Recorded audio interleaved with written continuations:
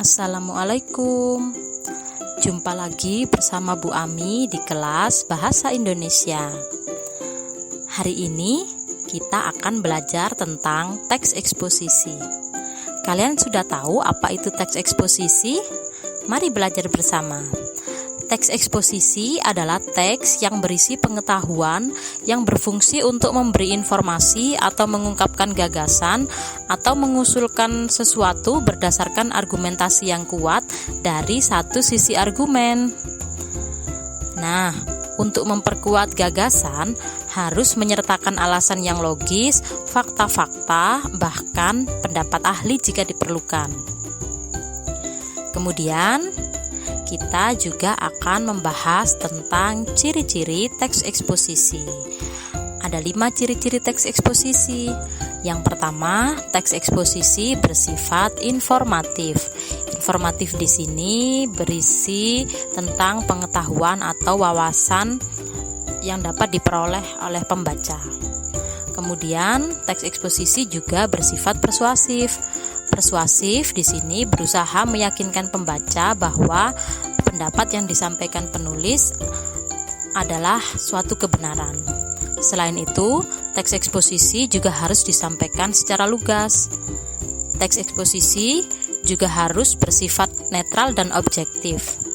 Dan di dalam teks eksposisi menggunakan fakta sebagai bukti untuk memperkuat argumen-argumen. Nah, demikianlah ciri-ciri dari teks eksposisi. Kita akan lanjut untuk membahas tentang struktur teks eksposisi. Ada 3 struktur utama dalam teks eksposisi. Yang pertama yaitu tesis. Tesis adalah bagian pembuka yang berupa pendapat umum yang disampaikan oleh penulis. Kemudian tesis akan diperkuat dengan argumentasi. Argumentasi di sini adalah unsur penjelas untuk mendukung tesis yang disampaikan. Argumentasi dapat berupa alasan yang logis, data hasil temuan, atau fakta-fakta, bahkan pernyataan para ahli. Kemudian, teks eksposisi akan ditutup dengan penegasan ulang. Bagian ini bertujuan menegaskan pendapat awal serta menambahkan rekomendasi atau saran terhadap permasalahan yang diangkat. Nah, demikian tadi adalah struktur teks eksposisi.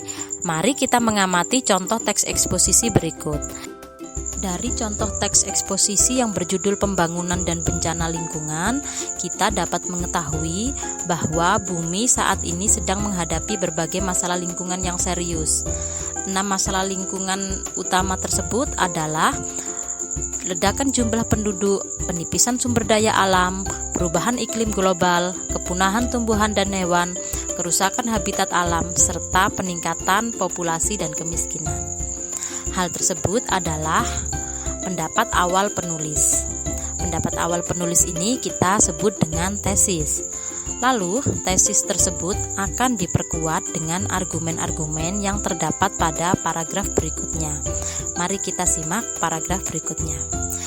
Dalam argumentasi-argumentasi tersebut dinyatakan bahwa para ahli menyimpulkan bahwa masalah tersebut disebabkan oleh praktik pembangunan yang tidak memperhatikan kelestarian alam.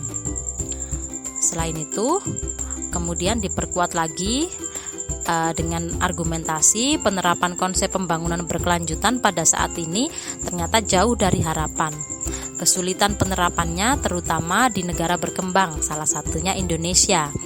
Dalam argumentasi ini juga disebutkan contoh atau fakta yang terjadi.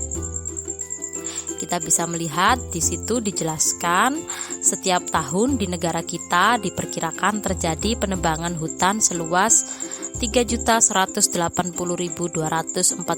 hektar. Lalu dilanjutkan lagi argumentasi pada paragraf berikutnya. Di sini juga dijelaskan tentang fakta yang terjadi pada tahun 2005 sampai dengan 2006. Tercatat telah terjadi 330 bencana banjir, 69 bencana longsor, 7 bencana letusan gunung berapi, 241 gempa bumi, dan 13 bencana tsunami. Kemudian dalam teks eksposisi ini juga dijelaskan pendapat para ahli.